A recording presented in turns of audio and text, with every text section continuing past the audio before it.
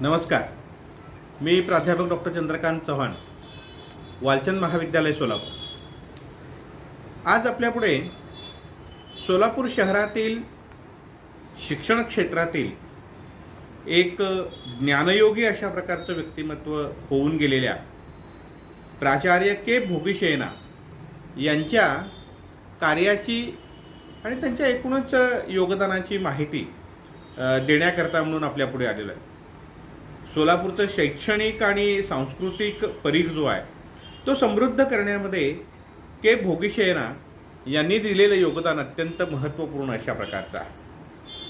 के भोगीशेना यांचा जन्म म्हैसूर येथे 6 मे 1927 रोजी कर्नाटकामध्ये म्हैसूर प्रांतामध्ये झाला आणि म्हैसूर येथील सेकंडरी स्कूल बोर्डाच्या सेकंडरी लिव्हिंग सर्टिफिकेटच्या परीक्षेमध्ये भोगीशेना हे 15व्या क्रमांकाने उत्तीर्ण झालेले होते.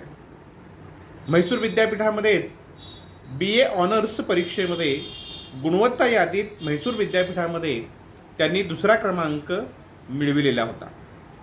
पदव्युत्तर अध्ययन करत असताना MA च्या परीक्षेमध्ये गुणवत्ता यादीत संपूर्ण विद्यापीठामध्ये प्रथम येऊन सुवर्णपदक त्यांनी प्राप्त केलेलं होतं. पदव्युत्तर शिक्षण पूर्ण केल्यानंतर मग त्यांनी बंगलोर, म्हैसूर, बेळगाव या ठिकाणी असलेल्या विविध महाविद्यालयांमध्ये इंग्रजीचे प्राध्यापक म्हणून आपले कार्य केले आणि त्यानंतर KLE शिक्षण संस्थेमार्फत चालविल्या जाणाऱ्या संगमेश्वर महाविद्यालयामध्ये 1953 साली भोगीशेना हे इंग्रजीचे प्राध्यापक म्हणून रुजू झाले. सन 1958 साली KLE संस्थेकडून चालविलं जाणारं हे जे काही संगमेश्वर महाविद्यालय होतं हे संगमेश्वर एज्युकेशन सोसायटीच्याकडे हस्तांतरित करण्यात आलं आणि मग त्यावेळेला KLE संस्थेकडून 5 वर्षाकरता सोलापूरमधील संगमेश्वर महाविद्यालयामध्ये अध्यापन करण्याकरता आलेले जे काही प्राध्यापक होते त्या प्राध्यापकांना पुन्हा मूळ ठिकाणी म्हणजे बेळगाव या ठिकाणी परत जाण्याची मुभा ही संस्थेने दिलेली होती. परंतु भोगीशेनांनी आपल्या मातृभूमीमध्ये परत जाण्याचा विचार न करता संगमेश्वर महाविद्यालयामध्ये असणारे त्यांचे जे काही सहकारी होते, त्यांचे जे काही विद्यार्थी होते यांच्यावरील प्रेमापोटी त्यांनी सोलापूर हेच आपलं कार्यक्षेत्र म्हणून निवडलं आणि जन्मभूमी म्हैसूर असणाऱ्या भोगीशेनांनी कर्मभूमी म्हणून सोलापूरची निवड ही केलेली आपल्याला दिसून येते. आणि अशा रीतीने भोगीशेना एक इंग्रजीचे प्राध्यापक म्हणून संगमेश्वर महाविद्यालयामध्ये रुजू झाले. भोगीशेनांचा एकूणच व्यक्तिमत्वाचा मोठा प्रभाव हा तत्कालीन सर्व विद्यार्थ्यांवर, सहकाऱ्यांवर राहिलेला होता. कारण अत्यंत उंचीपुरी अशा प्रकारची शरीरयष्टी, भव्य आणि रुंद अशा प्रकारचा भालप्रदेश, कपाळ, सरळ आणि धारदार अशा प्रकारचं नाक, बोलके डोळे आणि विद्वत्तेचं तेज हे त्यांच्या चेहऱ्यावर झळकत असे आणि पाहता क्षणी कोणालाही खिळवून ठेवेल, कोणाचीही दृष्टी खिळवून ठेवेल अशा प्रकारचं अत्यंत चित्ताकर्षक अशा प्रकारचं व्यक्तिमत्व देखणं, अशा प्रकारचं व्यक्तिमत्व हे भोगीशेनांना लाभलेलं होतं. आणि त्याबरोबरच इंग्रजीचे प्राध्यापक आणि अतिशय फरडं अशा प्रकारचं इंग्रजी, यामुळे त्यांच्या इंग्रजीतून बोलण्याचाच प्रभाव विद्यार्थ्यांवर मोठ्या प्रमाणावर पडत असे. अनेकदा इंग्रजी भाषा ही काही प्राध्यापकांची विद्यार्थ्यांवर जरब बसविण्याची भाषा राहिलेली आहे. त्या काळाचा विचार करता तर अतिशय फरडं अशा प्रकारचं इंग्लिश बोलणारे भोगीशेना आणि इंग्रजी समजणाऱ्यांची संख्या अत्यंत कमी असलेल्या विद्यार्थ्यांवर फार फार इंग्रजी बोलणारे शिक्षक ज्या वेळेला वर्गामधून बोलावत किंवा रागवत तेव्हा त्या सगळ्या गोष्टींचा एक मनोविश्वावर त्यांचा परिणाम हा होत असे आणि त्यामुळे एक प्रकारचा दरारा इंग्रजी भाषेच्या माध्यमातून त्यांनी निर्माण केलेला होता. परंतु त्याबरोबरच छात्रसेनेच्या एकूण विद्यार्थ्यांच्यासाठी NCCचे जे काही विद्यार्थी आहेत यामध्ये देखील कमांडर म्हणून किंवा त्याचे अधिकारी म्हणून त्यांनी काम करायला सुरुवात केली आणि NCC साठी अत्यंत कडक अशा प्रकारचे नियम, लष्करी नियम त्यांनी विद्यार्थ्यांकरता निर्माण केलेले होते. आणि तसं असताना देखील NCCच्या विद्यार्थ्यांच्या बाबतीमध्ये मात्र अतिशय जवळीक ही इतर विद्यार्थ्यांच्या पेक्षा त्यांची राहिलेली होती. NCCच्या माध्यमातून विद्यार्थ्यांमध्ये राष्ट्रभक्ती निर्माण करणं, कडक शिस्त निर्माण करण्याचं काम हे भोगी शयनांनी केलं. तसं पाहायला गेलं तर भोगी शयनांचं दर्शनी व्यक्तिमत्व अतिशय कठोर जरी असलं तरी देखील त्यांचं अंतर्मन मात्र अतिशय कोमल अशा प्रकारचं होतं. 1960 साली भोगी शयना यांना संगमेश्वर महाविद्यालयाचे प्राचार्य म्हणून नियुक्त करण्यात आलं. आणि भोगी शयना म्हणजे एक असा व्यक्ती ज्यांचा जन्मच जणू प्राचार्य पदासाठी झालेला होता. अशा या व्यक्तिमत्वाकडे संगमेश्वर महाविद्यालयाचं प्राचार्यपद आल्यानंतर मात्र संगमेश्वर महाविद्यालयाची शैक्षणिक क्षेत्रामध्ये भरारी ही मोठ्या प्रमाणावर झालेली आपल्याला दिसून येते. वर्गामध्ये आवारामध्ये जेव्हा ते फेरफटका मारत असत त्यावेळेला मोठ्या प्रमाणावर विद्यार्थ्यांमध्ये एक प्रकारची आदरयुक्त भीती जी आहे भोगी शयनांच्या विषयी निर्माण झालेली होती. आणि म्हणून भोगी शयना दिसले रे दिसले लगेच विद्यार्थी वर्गांमध्ये जात असत. कोणी बाहेर इकडे तिकडे भटकत नसे. किंबहुना बॉस आला असं म्हणत विद्यार्थी लगेच पांगापांग होत असत. त्यांच्या व्यक्तिमत्वाचा खूप जबरदस्त प्रभाव हा विद्यार्थ्यांवर त्या काळामध्ये राहिलेला होता. अनेकांच्या बोलण्यातून आम्ही ऐकलेलं आहे की आवारामध्ये नुसता भोगी शयनांच्या बुटांचा आवाज जरी आला तरी वर्गामध्ये पिन ड्रॉप सायलेन्स हा निर्माण होत असे. आणि त्यामुळे भोगी शयना म्हणजे एक प्रकारचं भीती मिश्रित आदरयुक्त अशा प्रकारचं व्यक्तिमत्व विद्यार्थ्यांच्या मध्ये त्या कालखंडामध्ये होतं. खरं तर त्या काळामध्ये स्नेहसंमेलनं भरत असत. 2-2, 3-3 दिवस महाविद्यालयांची स्नेहसंमेलनं चालत. आणि तरुण वयातील विद्यार्थ्यांकडून बऱ्याच वेळेला अशा सगळ्या स्नेहसंमेलनांच्या मध्ये गोंधळ घातला जात असे, आरडाओरडा होत असे. तो अनेक ठिकाणी आपण पाहतो. परंतु संगमेश्वर महाविद्यालयामध्ये विद्यार्थ्यांवर एक प्रचंड वचक केवळ भोगी शयनांच्या उपस्थितीचा राहत असे. एक प्रसंग खूप सुंदर आहे. स्नेहसंमेलन चालू आहे. स्नेहसंमेलनामध्ये मुलं गोंधळ घालतात, आरडाओरडा करतात. आपल्या विद्यार्थी मित्रांना जे स्नेहसंमेलनामध्ये सहभागी झालेले असतात त्यांना प्रोत्साहन देत असतात. आणि अचानक लाईट जाते. आणि लाईट गेल्यानंतर मोठा गोंधळ विद्यार्थी करायला लागतात. आणि आता काय करायचं हा शिक्षकांच्या पुढेही प्रश्न आहे. परंतु त्याच वेळेला खुर्चीमध्ये बसलेल्या भोगी शयनांवर एक प्रकाश झोत जातो. आणि नुसते भोगी शयन खुर्चीत बसलेले आहेत आणि त्यांच्यावर नुसता प्रकाश झोत पडलेला आहे. हे ज्या वेळेला विद्यार्थी बघतात त्यावेळेला सर्व गोंधळ जो आहे तो निशब्द शांततेमध्ये लगेच परावर्तित होऊन जातो. म्हणजे ही एक त्यांच्या चारित्र्यातून, त्यांच्या अध्यापनातून, या सगळ्या गोष्टींमधून त्यांनी प्राप्त केलेली जी एक प्रचंड मोठी विद्यार्थ्यांमध्ये असणारी त्यांची जी काही आहे जरब असेल, आदरयुक्त भीती असेल, ती अतिशय महत्त्वपूर्ण होती. आणि म्हणून भोगी शयना म्हणजे झपाटून टाकणारा, भयमिश्रित आदर निर्माण करणारा अशा प्रकारचा विषय होता. प्राचार्य म्हणून काम करत असताना NCC मध्ये जेवढं झोकून प्राध्यापक म्हणून काम केलं त्यांनी, तितकंच प्राचार्य म्हणून काम करताना देखील NSS मध्ये, राष्ट्रीय सेवा योजनेमध्ये देखील त्यांनी तितकंच योगदान दिलं. दत्तक घेतलेल्या खेडेगावांच्या मध्ये प्राचार्य स्वतः जात असत. तिथे चाललेल्या शिबिरांमध्ये सहभागी होत असत. विद्यार्थी, गावकरी यांच्यामध्ये ते सामील होत तेथील प्रश्न काय आहेत आणि विद्यार्थ्यांनी कोणत्या पद्धतीने तिथे काम केलं पाहिजे या सगळ्या गोष्टींचं मार्गदर्शन स्वतः ते तिथे जाऊन करीत असत. भोगी शयनांचं आपल्या विद्यार्थ्यांवर अपार अशा प्रकारचं प्रेम. म्हणजे ते जितके कठोर होते तितकेच आपल्या विद्यार्थ्यांवर कोणी अन्याय करता कामा नये आणि तो झालेला अन्याय आपण सहन करणार नाही अशा प्रकारची एक भूमिका ही प्राचार्य म्हणून भोगी शयनांची असलेली आपल्याला पाहायला मिळते.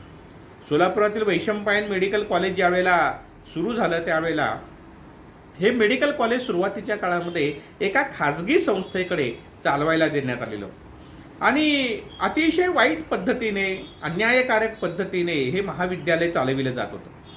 आणि मग या वेळेला सोलापुरातील विद्यार्थ्यांनी, सोलापुरातील सुजाण नागरिकांनी हे वैशंपायन मेडिकल कॉलेज सरकारने चालवायला घ्यायला पाहिजे म्हणून एक मोठं आंदोलन हे त्या कालखंडामध्ये उभारलेलं होतं. भोगी शयना देखील त्या आंदोलनाचा एक भाग होते की हे महाविद्यालय जे आहे ते सरकारने चालविले पाहिजे.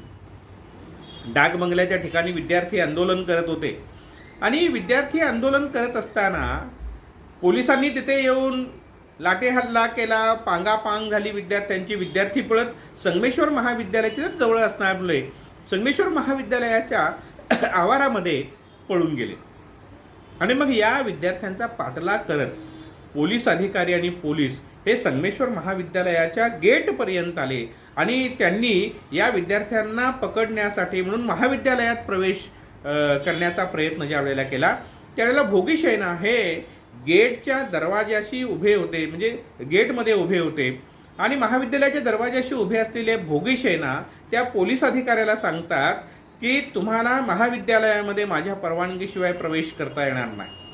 विद्यार्थ्यांवर कोणत्याही प्रकारची कारवाई तुम्हाला करता येणार नाही, कारण महाविद्यालय आणि त्याचा परिसर ही माझी जबाबदारी आहे आणि इथे माझा हुकूम चालतो. आणि म्हणून पोलीस जे विद्यार्थ्यांना मारहाण करण्यासाठी, पकडण्यासाठी म्हणून महाविद्यालयाच्या गेटपर्यंत आलेले होते त्यांना तेथून परत पाठविण्याचं काम भोगी शयनांनी केलेलं होतं. त्यांनी पोलिसांना आपल्या विद्यार्थ्यांवर कुठल्याही प्रकारची कारवाई करू दिलेली नव्हती. हे एक नैतिक धारिष्ट्य जे आहे ना, हे नैतिक धारिष्ट्य असंच येत नसतं. भोगी शयनांच्या ठिकाणी असलेली प्राचार्य म्हणून, प्राध्यापक म्हणून काम करत असताना त्यांनी या सोलापूर शहरामध्ये आपल्या व्यक्तिमत्वाचा जो काही प्रभाव निर्माण केलेला होता, विद्यार्थ्यांच्या मध्ये जो काही प्रभाव निर्माण केलेला होता, या सगळ्याचा तो एक परिपाक होता. आणि पोलीस अधिकाऱ्याला त्यामुळेच एका प्राचार्यांनी गेटवरून हाकलून दिल्यानंतर परत जावं लागलेलं होतं, तो काहीही करू शकलेला नव्हता. आणि म्हणून विद्यार्थ्यावर अपार प्रेम करणारा अशा प्रकारचा प्राचार्य ही त्यांची छबी ही त्यानंतर निर्माण झाली. आणि म्हणून विद्यार्थ्यांमध्ये देखील प्राचार्य भोगी शयनांच्या विषयी त्यांच्याकडे पाहण्याचा एक जो काही दृष्टिकोन आहे हा त्यानंतरच्या कालखंडामध्ये अतिशय बदललेला अशा प्रकारचा आपल्याला पाहायला मिळतो. जवळजवळ संगमेश्वर महाविद्यालयामध्ये 24 वर्ष ते प्राचार्यपदी होते. खरं तर एखाद्या महाविद्यालयाचा प्राचार्य म्हणून किंबहुना भोगी शयनांचं महाविद्यालय अशी ओळख त्या महाविद्यालयाला प्राप्त व्हावी इतकं जबरदस्त अशा प्रकारचं व्यक्तिमत्व हे भोगी शयनांचं होतं. आता हे सगळं करत असताना हे सर्व असंच अचानक होत नाही. खरं तर आप्पासाहेब काडादी जे संस्थेचे अध्यक्ष होते, सर्वेसर्वा होते, त्यांनी भोगी शयनांना मुक्त हस्ते काम करण्याचं दिलेलं स्वातंत्र्य आणि भोगी शयनांनी एखादा निर्णय घेतला तर त्या निर्णयाला न फिरविता त्याच्या पाठीशी उभी राहण्याची संस्थेची, त्याच्या अध्यक्ष आणि विश्वस्तांची असणारी भूमिका.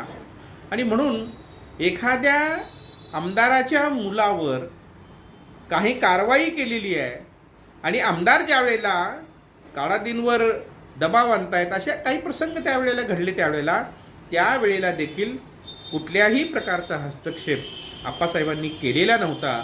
हे मुक्त हस्ते काम करण्याचं प्राचार्यांना दिलेलं स्वातंत्र्य जे आहे त्या स्वातंत्र्यामुळे महाविद्यालयाचा विकास आणि त्याबरोबर भोगी शयनांसारखं एक व्यक्तिमत्व हे निर्माण होऊ शकलं.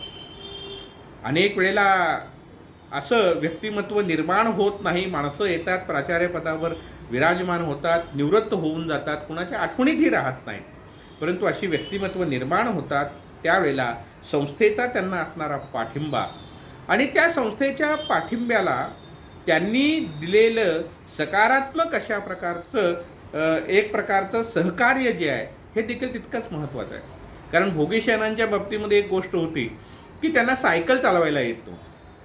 NCCचे प्रमुख म्हणून कॅडेटचे मध्ये काम करत असताना, कॅडेटचे प्रमुख म्हणून काम करत असताना देखील त्यांना एखाद्या ठिकाणी जायचं असेल तर ते लवकर चालत निघत असत, त्यांनी वेळेवर तिथे जाऊन पोहोचत असत. कुठेही जात असताना ते चालत जात असत आणि त्यामुळे त्यांची शरीर प्रकृती चांगली राहिली. हा एक अतिशय महत्त्वाचा भाग आहे की चालणं हे चांगल्या सुदृढ शरीरयष्टीसाठी अत्यंत आवश्यक, आरोग्यासाठी अत्यंत आवश्यक अशा प्रकारची गोष्ट. परंतु 1-2 वर्ष त्यांनी प्राचार्यपद स्वीकारून झाल्यानंतर संगमेश्वर महाविद्यालयाच्या विश्वस्तांनी एक ठराव ठेवला की भोगीशयनांच्या करता आपण 4 चाकी गाडी ही देऊया. तेव्हा भोगीशयनांनी नम्रपणे, अत्यंत नम्रपणे त्याला नकार दिला आणि अशा गाडी म्हणजे प्रतिष्ठा ही गोष्ट ही त्यांनी कधीच मान्य केली नाही. आणि म्हणून त्यांच्या व्यक्तिमत्वाचा एक विलक्षण प्रभाव हा त्या कालखंडातील सर्व विद्यार्थी वर्गांवर, त्यांच्या सर्व सहकाऱ्यांवर राहिलेला आपल्याला पाहायला मिळतो. खरं तर सुरुवातीच्या कालखंडामध्ये संगमेश्वर महाविद्यालय पुणे विद्यापीठाशी संलग्न होतं. त्यानंतर शिवाजी विद्यापीठाची निर्मिती झाली आणि मग ते शिवाजी विद्यापीठाशी संलग्न झालं. अशा पुणे आणि शिवाजी या दोन्ही विद्यापीठांमध्ये शैक्षणिक क्षेत्रामध्ये काम करत असताना आपल्या कर्तृत्वाचा, व्यक्तिमत्वाचा ठसा हा भोगीशयनांनी उमटविला. अनेक समित्यांवर त्यांनी काम केलं. अकॅडमिक काउन्सिलचे सदस्य असेल, इंग्रजी अभ्यास मंडळ असेल, क्रीडा समितीचं सदस्यपद असेल, विद्यार्थी कल्याण मंडळाचं सदस्यपद असेल, सिनेटचं सदस्य असेल, BUTRचं सदस्य असेल, कला शाखेचे अधिष्ठाता म्हणून त्यांनी शिवाजी विद्यापीठामध्ये काम केलं. अशा अनेक समित्यांवर पुणे विद्यापीठ आणि शिवाजी विद्यापीठामध्ये त्यांनी काम केलं.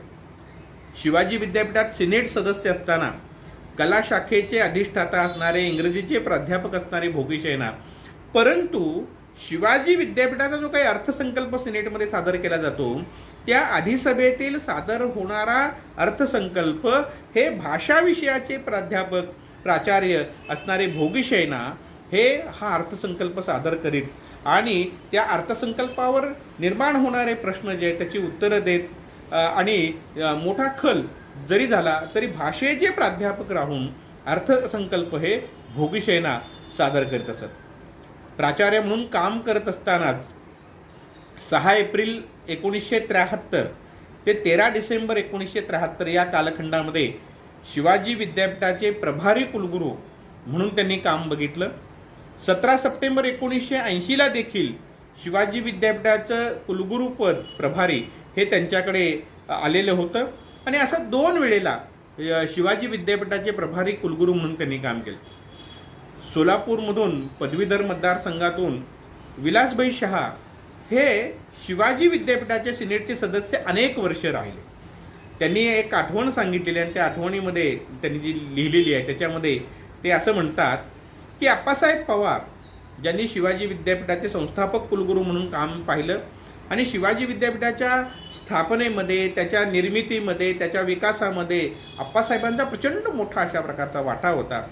तर हे अप्पासाहेब भोगीशयनांच्या विषयी असं म्हणत बोलताना की जबरा प्राचार्य म्हणून भोगीशयनांचा उल्लेख हा अप्पासाहेब पवारांनी केल्याची आठवण ही त्यांनी नमूद केलेली आहे.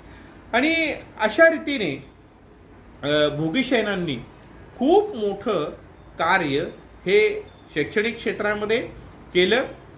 अनेक इमारतींची बांधकामं त्यांच्या कालखंडामध्ये झाली. संगमेश्वर महाविद्यालयाच्या ज्या मोठमोठ्या इमारती जुन्या आपल्याला पाहायला मिळतात त्या उभा करत असताना भोगीशयनांनी मोठं योगदान त्या बाबतीमध्येही दिलेलं आपल्याला पाहायला मिळतं. परंतु ह्या सगळ्या इमारती उभारत असताना संस्थेने त्यांच्यावर टाकलेला विश्वास, त्यांनीही अतिशय सचोटीने आणि पारदर्शीपणे केलेला कारभार, या सगळ्या गोष्टी त्यांचं व्यक्तिमत्व अतिशय त्याच्या व्यक्तिमत्वाला झळाळी आणून देणाऱ्या अशा प्रकारच्या ठरल्या. सप्टेंबर 1983 मध्ये भोगीशयनांनी प्राचार्य म्हणून, प्राध्यापक म्हणून दिलेले जे काही योगदान होतं, या योगदानामुळे त्यांच्याकडे शिवाजी विद्यापीठाचं कुलगुरूपद जे आहे हे कुलगुरूपद या कालखंडामध्ये आलेलं आपल्याला दिसून येतं. प्राचार्य म्हणून काम करत असताना आणि एकूणच प्राध्यापक म्हणून त्यांनी इंग्रजी भाषेकरता दिलेलं योगदान, या सर्वामुळे त्यांना महाराष्ट्र शासनाकडून उत्कृष्ट शिक्षकाचा पुरस्कार जो आहे महाराष्ट्र शासनाचा, हा त्यांना प्राप्त झालेला होता. रा.कृ. कणबरकर यांच्याकडून शिवाजी विद्यापीठाच्या कुलगुरू पदाची सूत्र हे त्यांनी स्वीकारली आणि सप्टेंबर 1983 ते सप्टेंबर 1986 या कालखंडामध्ये शिवाजी विद्यापीठाचे कुलगुरू म्हणून त्यांनी योगदान दिलं. शिवाजी विद्यापीठाचे प्रथम कुलगुरू अप्पासाहेब पवार यांचा वारसा हा समर्थपणे आपल्या कालखंडामध्ये त्यांनी पुढे नेला. आणि प्राचार्य असताना असेल किंवा कुलगुरू म्हणून काम करत असताना असेल, त्यांनी आपल्यातला अध्यापक हा कधीही मरू दिला नाही, मारला नाही. प्राचार्य म्हणून काम करत असताना ते वर्गावर जात असत, विद्यार्थ्यांना इंग्रजीचं अध्यापन करत असत. कुलगुरू झाल्यानंतर सुद्धा विद्यापीठातील MA इंग्रजीच्या विद्यार्थ्यांना ते जाऊन अध्यापन करत असत आणि भाषेच्या बाबतीमध्ये त्यांचं जे काही ज्ञान आहे, अगाध अशा प्रकारचं ज्ञान त्यांच्याकडे होतं. भाषेच्या बाबतीमध्ये अतिशय संवेदनशील अशा प्रकारचे ते शिक्षक होते आणि म्हणून आपल्यातला अध्यापक त्यांनी अखेरपर्यंत मरू दिला नाही आणि मग ते वर्गामध्ये जाऊन तिथे असणाऱ्या विद्यार्थ्यांना शिकवत असत.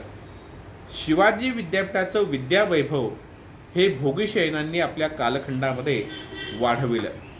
खरं तर कुलगुरू पदाचा कार्यभार स्वीकारल्यानंतर तो काही सरळ सोट गेलेला आहे अशातला भाग नाही. कुलगुरू होण्यापूर्वीच शिवाजी विद्यापीठाच्या शैक्षणिक क्षेत्रामध्ये आपल्या व्यक्तिमत्वाने, आपल्या कार्याने त्यांनी आपला प्रभाव निर्माण केलेला होता. परंतु ते कुलगुरू झाल्यानंतर शिवाजी विद्यापीठामध्ये एक तर ते कानडी भाषिक होते, मराठी त्यांना फारसं नीट बोलता येत नव्हतं आणि त्यामुळे कुठल्याही कार्यक्रमामध्ये बोलत असताना ते इंग्रजीमधूनच व्यक्त होतं, इंग्रजीमधूनच बोलत असत. आणि म्हणून शिवाजी विद्यापीठामध्ये काही प्राध्यापकांनी त्यांच्या विरोधामध्ये निदर्शनं केली आणि इंग्रजी भाषेतूनच ते बोलतात, यासाठी मराठी भाषेवर अन्याय होत आहे आणि त्याचं निवारण झालं पाहिजे.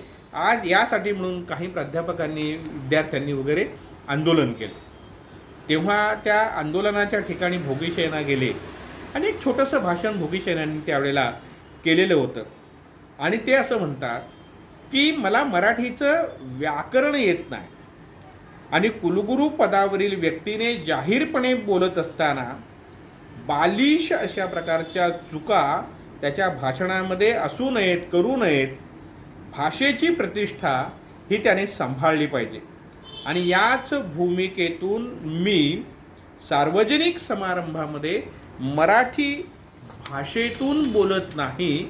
याचा अर्थ मला मराठी येत नाही असं नाही, परंतु त्याचं व्याकरण जे आहे ते मला येत नसल्या कारणामुळे मी मराठीतून बोलत नाही आणि कुलगुरू पदावरील असणाऱ्या व्यक्तीने भाषेची प्रतिष्ठा ही सांभाळली पाहिजे, ही भूमिका ही त्यांनी त्यावेळेला व्यक्त केली होती. आणि मग त्यानंतर त्यांना असणारा जो काही विरोध आहे तो हळूहळू मावळत गेलेला होता.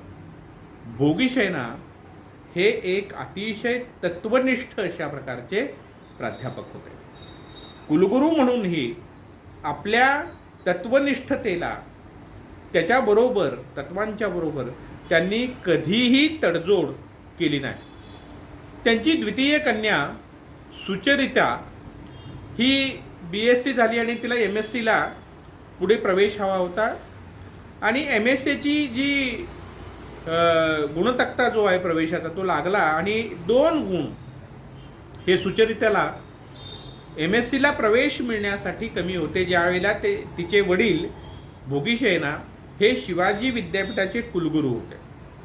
त्यांनी मनात आणलं असतं तर आपल्या मुलीला सहजपणे त्यांनी MScला प्रवेश मिळवून दिला असता.